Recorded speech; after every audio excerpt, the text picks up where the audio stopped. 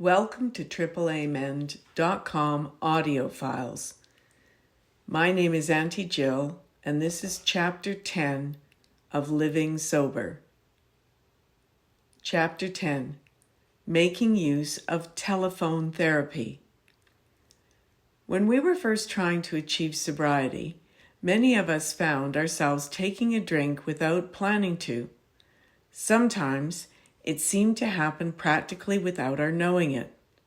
There was no conscious decision to drink, and there was no real thought about possible consequences. We had not intended to set off an entire drinking episode. Now we have learned that simply postponing that first drink, putting something else in its place, provides us with a chance to think about our drinking history, to think about the disease of alcoholism, and to think about the probable results of starting to drink. Fortunately, we can do more than just think about it, and we do. We telephone someone. When we stopped drinking, we were told repeatedly to get AA people's telephone numbers, and instead of drinking, to phone these people. At first, the thought of telephoning a new acquaintance, someone we barely knew, seemed strange, and most of us were reluctant. But the AAs, those with more non-drinking days behind them than we had, kept suggesting it. They said that they understood why we hesitated because they'd felt the same way.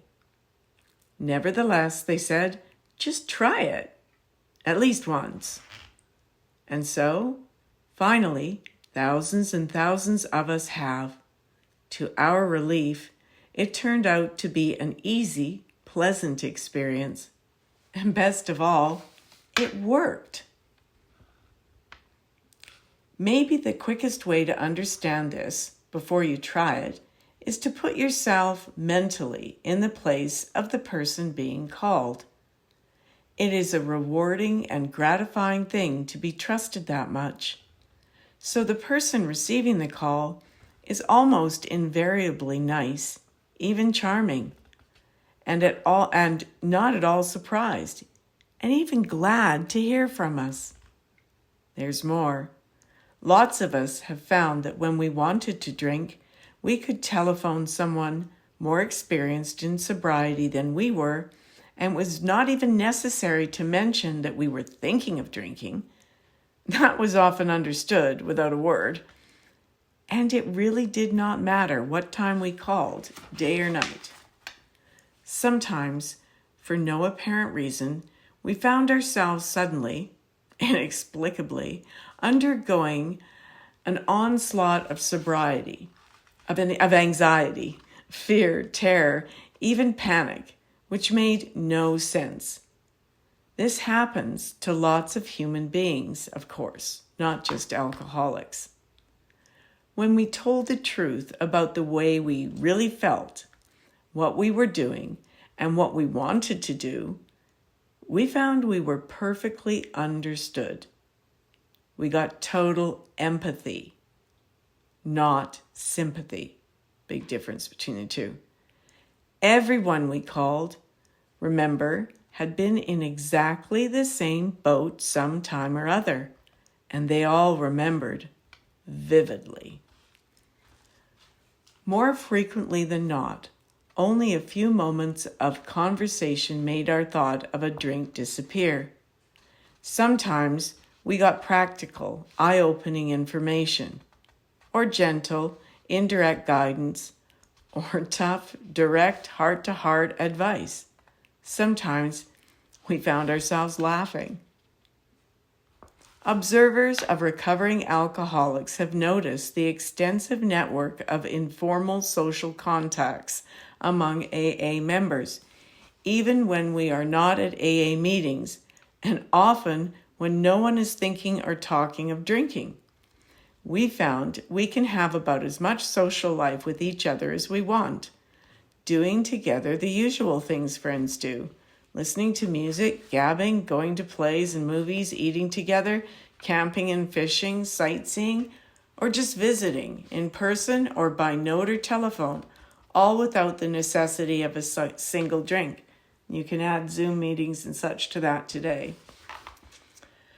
Such acquaintanceships and friendships have a unique value for those of us who choose not to drink. We are free to be ourselves among people who share our own concern for the maintenance of a happy sobriety without being fanatically against all drinking. It is possible, of course, to remain sober among the people who are not recovered alcoholics, and even among those who drink a lot, though we will probably feel some social discomfort in their company. But among other sober alcoholics, we can be sure that our recovery from alcoholism is highly prized and deeply understood.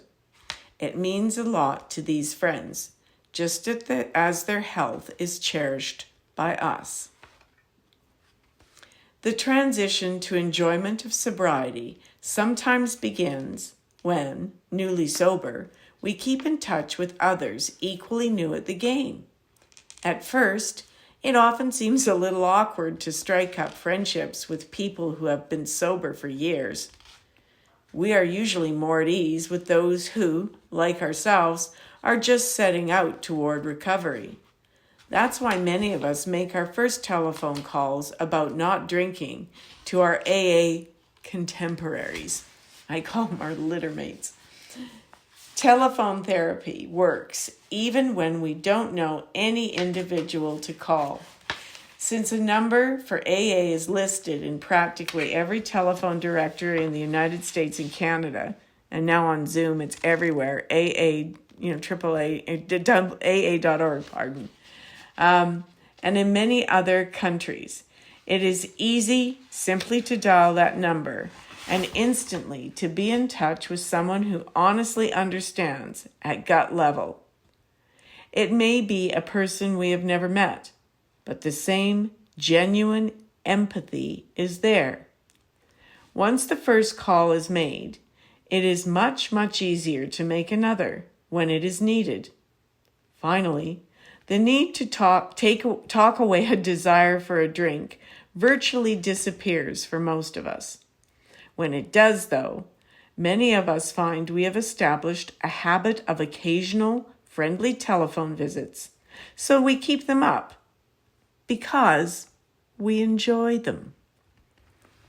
But that usually comes later. At first, telephone therapy is primarily for helping us stay sober.